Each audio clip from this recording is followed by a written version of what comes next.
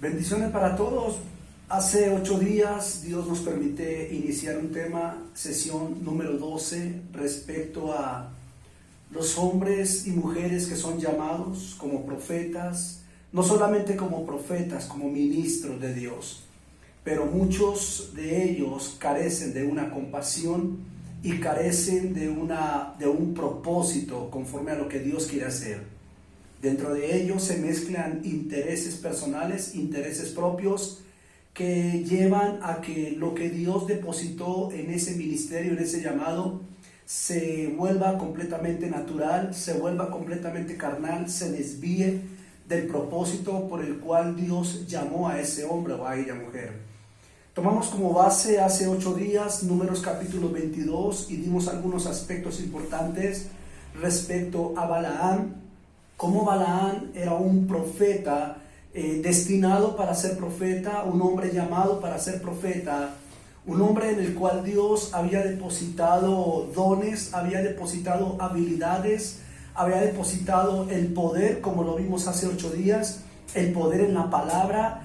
No solamente Dios sabía, sino que la persona que contrata, y yo quiero comenzar diciendo lo siguiente: es muy complicado cuando un ministerio es contratado para. ¿Sabe? Todo ministerio que Dios llama, todo ministerio que Dios escoge, debe funcionar de acuerdo al llamado que Dios hizo. Hoy en día es fácil contratar un pastor, hoy en día es fácil contratar un profeta, hoy en día es fácil contratar un apóstol, un líder que se haga cargo de una denominación, que se haga cargo de una iglesia en el ministerio. Hoy en día es fácil contratar eso, hoy es día, tristemente lo puedo decir, hoy es fácil también vender la iglesia, hoy es fácil simplemente tomar la iglesia, vendérsela a otro pastor. Estos casos se han visto, pero hay una diferencia entre una persona que es llamada y establecida para establecer un propósito de acuerdo al pensamiento de Dios, pero es muy diferente cuando hay una contratación. Cuando tú miras la Biblia, los profetas eran hombres que Dios llamaba. Ellos venían de tiempos a tiempos, marcaban tiempos, pero eran llamados por Dios. Los profetas aparecían de un momento a otro, pero venían impulsados por Dios. Pero lo que tenemos con Balaam es completamente diferente, porque con Balaam tenemos un profeta por contratación, un profeta por negocio. ¿Sabes? Cuando tienes un llamado al pastorado, cuando tienes un llamado a lo apostólico, al apostolado, a lo profético, a lo evangelístico, incluso cuando tienes un llamado al liderazgo, una de las características que resalta el llamado es que tienes compasión. Tienes compasión. Cuando no hay una compasión, hay una contratación. Cuando hay una contratación, van a haber intereses propios, van a haber intereses personales. La palabra declara que Balaam fue un profeta por contratación.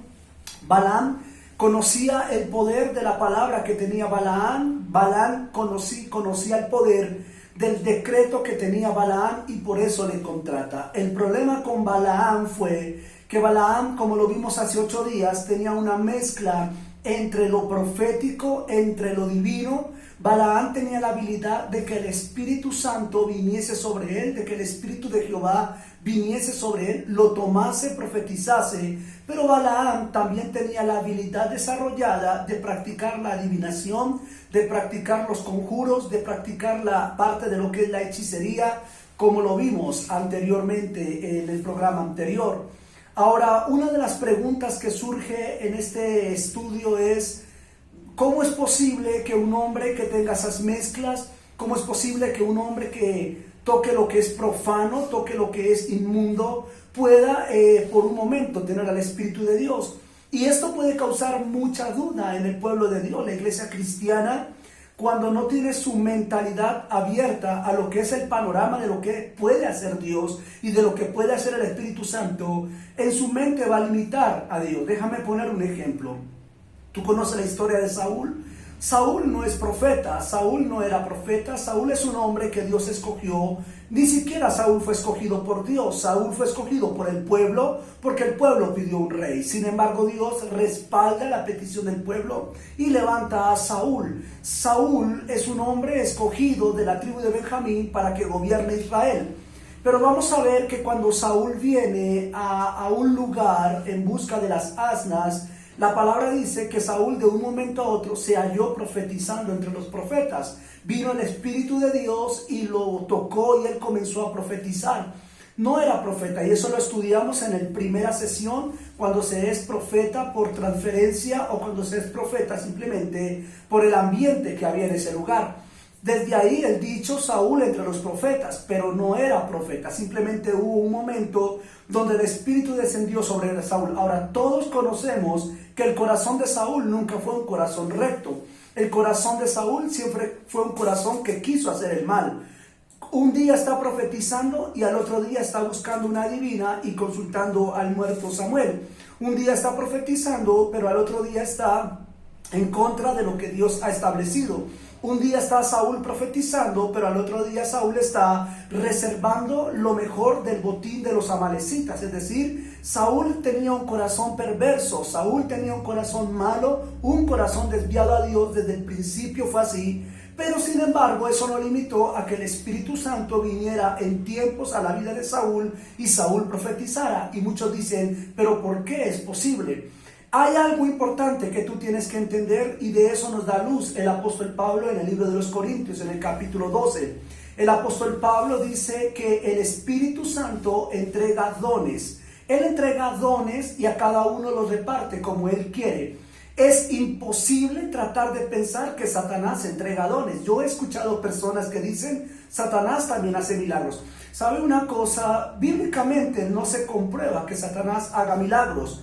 El tema o la forma en que los creyentes dicen es que Satanás también hace milagros. Yo pienso con todo el respeto a esa opinión que le están atribuyendo a Satanás lo que el Espíritu Santo puede hacer.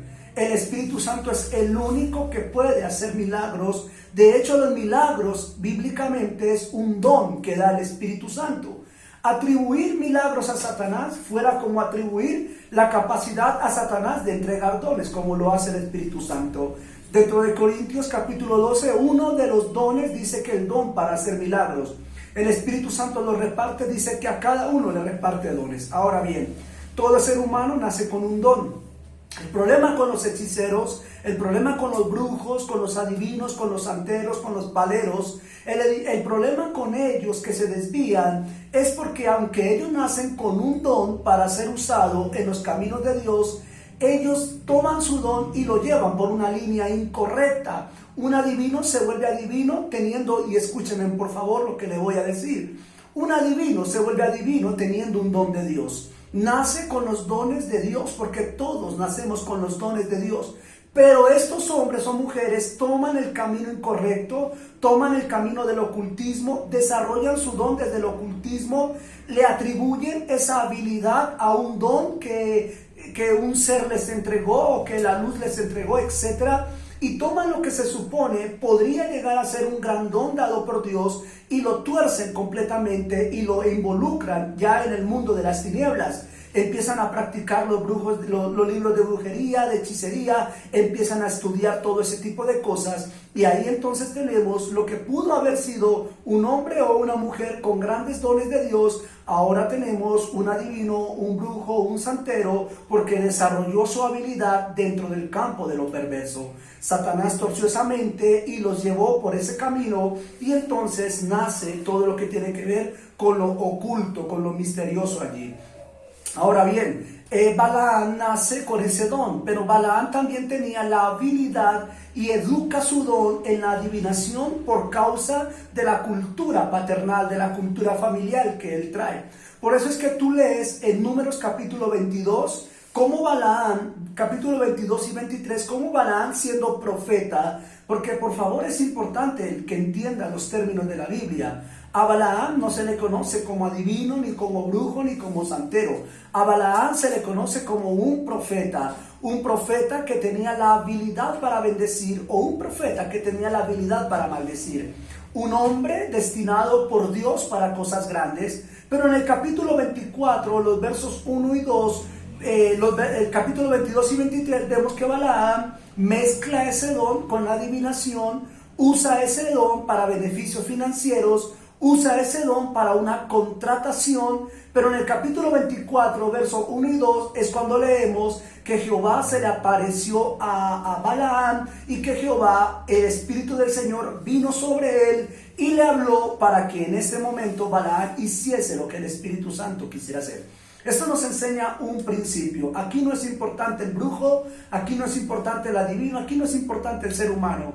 Aquí lo que tenemos que resaltar es el poder del Espíritu Santo de tomar una persona y hacer con esa persona lo que el Espíritu Santo quiere hacer. Si bien es cierto, el Espíritu Santo puede, dicen por ahí, puede usar hasta un borracho para predicar, pues yo puedo decirte que el Espíritu Santo usó una asna para tratar de corregir a Balaam del camino incorrecto que él estaba llevando. Ahora quiero que por favor por un momento pensemos si el Espíritu Santo o si el Espíritu de Dios fue capaz de introducirse dentro de una asna y hacer que la asna hablase junto a las peñas por donde iba pasando Balaam, para que el ángel, y déjeme decirle algo más tremendo, es tanto lo que el Espíritu Santo le permitió al asno, que el asno vio el ángel. O sea, por Dios santo, es decir, Balaam, el profeta, no ve el ángel ni oye la voz, pero el burro o el asno logra ver al ángel, y por causa de que el asno, los ojos del asno son abiertos para ver el ángel que tenía la espada, el asna golpea a Balaam contra la piedra, estripándole el pie. Es cuando Balaam lo golpea, lo maldice, y es cuando el Espíritu hace que el asna hable. Ahora, yo quiero decirte una cosa. Muchos decían o pueden decir, bueno, ¿cómo es posible si Balaam, siendo un hombre que practicaba esta adivinación y que venía de la cultura, lo vaya a usar Dios para profetizar sobre su pueblo Israel? Pues, amado, la respuesta que yo tengo más pura para decirte y más confiable, que es la Escritura, es que si Dios fue capaz de hacerlo con un asno, si fue capaz de usar un asno para hablar, pues Dios fue capaz de usar a Balaam para bendecir a su propio pueblo, pese a que Balaam tenía la cultura de la adivinación. Entonces había una mezcla de dones y había una mezcla de espíritus. Pero yo quiero dejar algo claro, muy importante esta noche. El hecho de que Dios respalde a un profeta no significa que Dios esté de acuerdo con ese profeta. Voy a repetir eso. El hecho de que Dios respalde a un profeta, a un apóstol, a un pastor, no significa que Dios esté de acuerdo con las acciones, comportamientos y estilo de vida que lleve ese hombre. ¿Qué es lo que respalda a Dios? Por favor, escriba. Dios no respalda las acciones, Dios no respalda los comportamientos ni las actitudes de una persona. Lo que respalda a Dios es el don que hay en esa persona que fue dado por el Espíritu Santo. Lo que respalda a Dios es la palabra de Él que está predicándose en ese momento por esa boca. Por eso es que tú puedes ver, quizás, no lo sé, yo simplemente lo digo, pastores, profetas, apóstoles, maestros, evangelistas, líderes o simplemente creyentes que llevan una doble vida, que llevan una vida muy doble, que son una cosa frente a la iglesia y otra cosa fuera de la iglesia. Claro, y tú puedes decir, pero ¿cómo lo usa Dios si es tal persona? Dios no está respaldando a esa persona. Dios está respaldando la palabra de Él que sale de la boca de esa persona, y Dios está respaldando el don del Espíritu que está en esa persona. Dios no va a ir en contra del don, porque la Biblia dice que los dones, en Romanos, que los dones y el llamamiento de Dios son irrevocables. Nadie te va a quitar el don, nadie te va a quitar el llamado. Dios no te respalda a ti, pero respalda el llamado y el don que el Espíritu Santo te entregó. Un ejemplo claro lo tenemos en la vida de Aarón. Aarón fue un hombre muy usado por Dios, un profeta extraordinario dentro del mover que tuvo Dios en su tiempo con Israel. Un hombre de señales, uno de los primeros principales sacerdotes, Aarón. La palabra registra, después del evento del Mar Rojo, de cuando ellos pasan el mar, que Aarón murmuró contra Moisés, al igual que María. Ahora, note por favor que en el momento de la murmuración contra Moisés, Dios deja claro que no atacaron a Moisés. Ahora, quiero que entiendan por favor esto. No me estoy saliendo, porque aquí estamos hablando de un profeta llamado Moisés y de un profeta llamado Aarón. Ambos eran profetas, Note por favor que lo que Aarón y María están juzgando es la actitud de Moisés. Moisés se casó con una mujer cusita, con una mujer que ni siquiera era hebrea. Decide casarse con una mujer no hebrea. No sé qué pasó con Séfora realmente, pero él decide casarse con otra mujer llamada Séfora, llamada la cusita, la llaman así. Note que cuando María y Aarón se dan cuenta que Moisés está saliendo con esta mujer y que Moisés decidió tomar a esta mujer como esposa, murmuraron contra él. Dios escuchó la murmuración y Dios desciende y les deja claro. En primer lugar, Aarón y María, deténganse ahí. Yo entiendo que ustedes no estén de acuerdo, le estoy parafraseando. Yo entiendo que ustedes no estén de acuerdo con que Moisés tenga a esa mujer ya teniendo su propia esposa allí, Séfora. Pero les voy a recordar que todo lo que ustedes están hablando no lo hablan contra él, sino contra mí. Wow, eso es tremendo. ¿Dios está defendiendo la actitud de Moisés? No. Dios está defendiendo el llamado y el don que hay sobre Moisés. Porque Moisés es el hombre que Dios escogió con sus comportamientos o imperfecciones para el propósito de ese tiempo. Tanto así que Dios dice que no hubo profeta tan grande como Moisés y que no hubo un hombre tan humilde que pudiese hablar cara a cara con él. Ahora bien, María resulta con lepra al instante, 7 días en lepra, pero a Aarón no le pasa nada. La Biblia no registra que pasa algo con Aarón. Meses más adelante, Moisés sube a Sinaí a tomar los mandamientos, pero a Aarón, ¿sabías tú que el sacerdote Aarón, que el profeta Aarón fue el que inició la construcción del becerro de oro? ¿Sabes tú que aunque Coré y este grupo de personas fueron los que dijeron, háganos un Dios, Aarón fue el que pidió las sortijas de oro, dice que los anillos de oro que se colocaban en la nariz, que se colocaban en las orejas, todo el oro de las mujeres, Aarón lo pidió. Y con el oro que Aarón pidió, no le estoy hablando de un rebelde, no le estoy hablando de Coré, no le estoy hablando de estos rebeldes de la Biblia, le estoy hablando del profeta sacerdote escogido por Dios, del hombre de las señales y de los milagros. Ahora, este Aarón es el iniciador del becerro de oro. Él pide el oro y él manda a construir el becerro. Él fue el que dio la idea para el becerro.